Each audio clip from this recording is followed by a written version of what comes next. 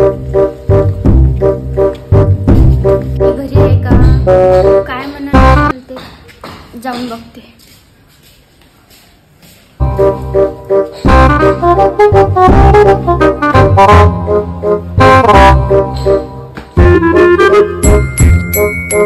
जाऊ की नाही जाऊ, आई काय म्हणून मला. जाऊन उमा कोण होय होय पोर काय पोरी कोण आहेस तू? आई थांब थांब, एकदम घरात चालली. थांब थांब थांब, इकडे घरात कायले चालली? कोण आहेस तू? ओ काकू, हे माझे घर आहे ना. तुझे घर कायचं आहे हो बाई? कुठची होय आली नाही, एकदम डायरेक्ट घरात चालली तू. हा ओ काकू, हे माझेच घर आहे. तू शांताबाईची मुलगी नेहा आहेस का? हो, तुम्ही रत्ना काकू का? अगं हो बाई, मी रत्ना काकूच हो बाई. माय किती मोठी झाली हो. पण काय हो नेहा, तुला शोभलं काय? तू 2 वर्षाच्या आली हिरोईन बनासाठी मुंबईला चालली गेली. एकट्या आईले सोडून दिलं. माहित आहे, ती सदम्यात गेली ना, आणि त्या माग माग धावत आली तरी तू तिला पाहिलं नाही. तू सरळ मुंबईला चालली गेली. इथून ते पायरीवरून खाली पडली आणि पूर्ण आंधळी झाली. तिचं ऑपरेशन करायला लागलं.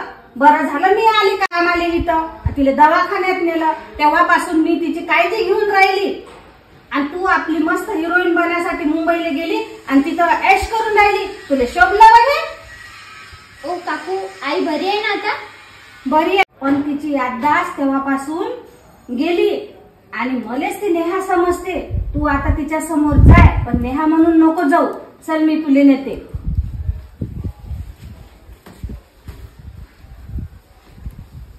ये इकडे.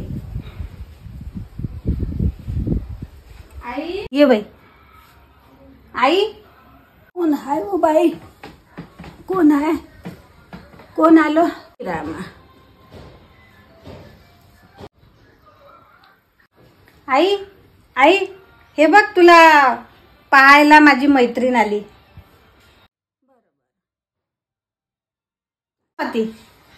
भेट आईला भेट. बस इथं.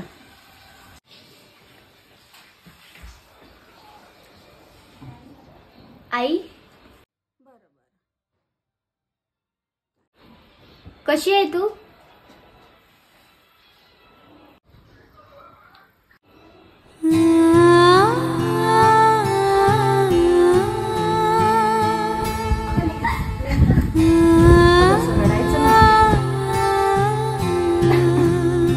रडू नको काकू, तुम्ही माझ्या आईची खूप काळजी घेतली.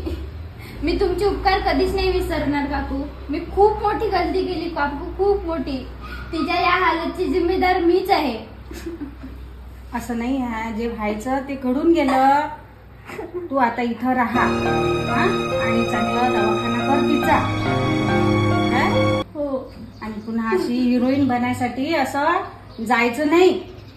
असं एकटीनं मुलींनी मुंबईला वगैरे जात असते का? ठीक आहे, काही दिवसानंतर आई ठीक होईल. आणखी तू काळजी घेशील तर घरात बस.